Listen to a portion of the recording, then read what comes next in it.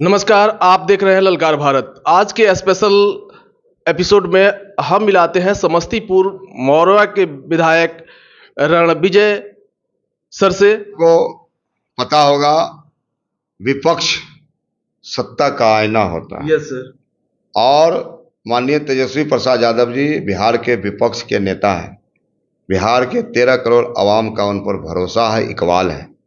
और आपको मालूम होगा कि जब मानसून सत्र चल रहा था बिहार में 22 तारीख से, तो लगातार महागठबंधन के तमाम विधायक ने सदन के अंदर मुद्दों पर बात की। Yes sir.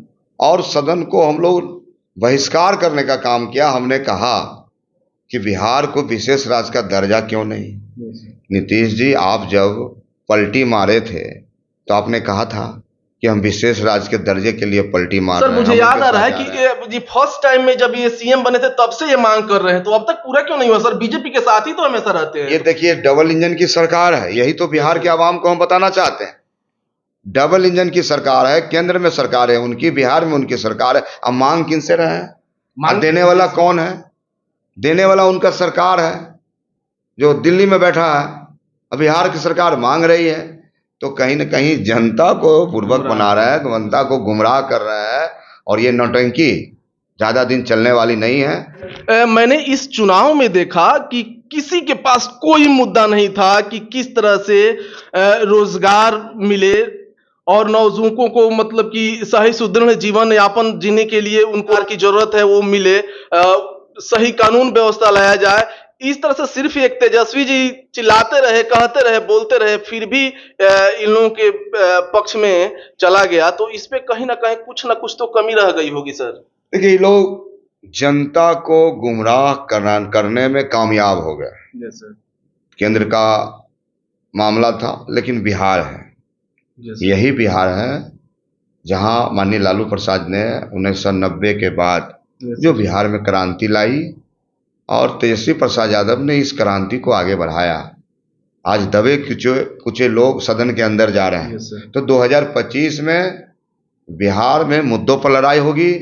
बिहार से पलायन कैसे रुके, बिहार में रोजगार कैसे हम दे, बिहार को विशेष राज्य का कैसे हम प्राप्त करें, शिक्षा कैसे सुदृढ़ हो, स्वास्थ्य कैसे सुदृढ़ हो, सड़कें कैसे सुदृढ़ हो, लॉन व्यवस्था यानी कि जो शासन व्यवस्था, विधि व्यवस्था जिसको बोलते हैं, विधि व्यवस्था मेरा कैसे मजबूत हो, लोगों का हम पर विश्वास कैसे बढ़े, बिहार की तरक्की कैसे हो, इन मुद्दों पर हम काम करेंगे। इन मुद्दों पर एक चीज और हम देख रहे हैं कि यदि कहीं हत्या हो रही है, बलात्कार हो रही है और लूटा जा रहा है, और जब उस पे मीडिया सवाल करती है तो इन लोगों का बस एक ही चीज है कि सभी जितने भी लीडर्स हैं अभी वो सिर्फ यही बात बोलते हैं कि पहले भी होता था। तो क्या इस चीज को मान लिया जाए कि पहले होता था या नहीं होता था, तो अभी भी होना चाहिए? इसका मतलब तो यही हुआ कि अभी भी होना चाहिए, पहले होता था तो। भारतीय जनता पार्टी एनडीए के नेताओं में शर्म नहीं है।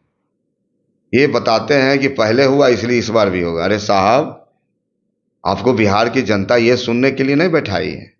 बिहार की जनता एक माचिस भी खरीदती है तो उसमें टैक्स चुकाती है, और आपका अधिकार बनता है और उनका भी मौलिक अधिकार बनता है कि हमको सुरक्षा दें और उनकी हम मौलिक सुविधाएं उसको उपलब्ध करावें। लेकिन इन लोग के पास तो लोक लज्जा है नहीं। बयान बहादुर लोग हैं। कभी गिरिराज सिंह हिंदू मुस्लिम की बात करेंगे, तो कभी नित्यानंद यादव जी बात करेंगे, लेकिन बिहार के आवाम से मतलब नहीं है। बिहार को आवाम को क्या चाहिए? रोजगार चाहिए। Yes sir. खेतों को पानी चाहिए, खेतों को खाद चाहिए, मजदूरों को काम चाहिए। जो हमारे नौजवान पलायन करके सूरत गुजरात जा रहे हैं, कैसे हम उनको रोकें, अपने यहाँ रोजगार दें। आज 17-18 साल से एनडीए की सरकार है। नीतीश कुमार जी, आपने बिहार में 2005 में जब आए थे तो आपने कहा था सुशासन और विकास। विकास की तो पोल खुल गई। एक दिन में 3 पुल गिरे, एक महीना में 15 पुल ढह गए बिहार की। बिहार शर्मसार हो गया, बिहार पर लोग हंस रहे हैं। और सुशासन की तो पोल खुल गई। पटना जैसे इलाकों में, पटना यूनिवर्सिटी में एक छात्र की पीट के हत्या हो जाती। ट्रेन, पटना से ट्रेन खुलती है, मसौढ़ी जा रही है, और नदौल में जाके उनको कोई गोली मार देता है चलती ट्रेन में। आभार है नीतीश कुमार, यही तो सुशासन है। जब जब बिहार में मंगल पांडे जैसे लोग बिहार सरकार के मंत्री बनते तब तक बिहार में अमंगल हो जाता है। चारों तरफ जंगल राज है, त्राहिमाम है, जनता कहर रही है। राष्ट्रीय जनता दल महागठबंधन सड़क से लेकर सदन तक इस लड़ाई को लड़ेगा।